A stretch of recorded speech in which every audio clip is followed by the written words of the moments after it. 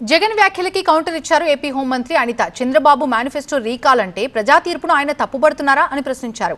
ప్రసన్న కుమార్ రెడ్డి చేసిన వ్యాఖ్యలకి క్షమాపణ చెప్పాల్సింది పోయి ఆయనకు మద్దతు పలకడం విడ్డూరంగా ఉందన్నారు. జగన్ మహిళలని గౌరవించడం నేర్చుకోవాలన్నారు అనిత. అనకాపల్లిలో వివిధ అభివృద్ధి కార్యక్రమాల్లో పాల్గొన్న ఆమె ఈ వ్యాఖ్యలు చేశారు.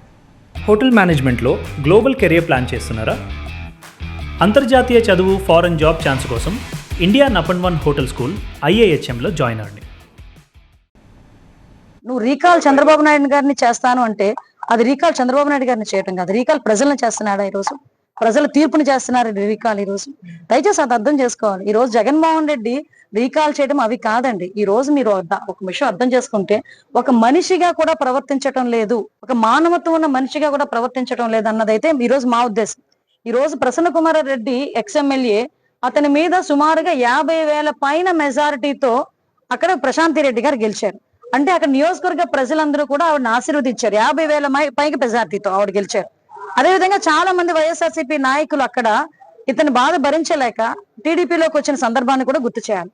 దీనంతటినీ ఓర్వలేక సొంత చెల్లి అవుతుందట తెలుసా మీకు? మొన్నటి వరకు నాకు ఆవిడ చెల్లి అవుతుందన్న సంగతి తెలియదు. ప్రసన్న కుమార్ రెడ్డికి స్వయాన చెల్లి వరుస అవుతుందట.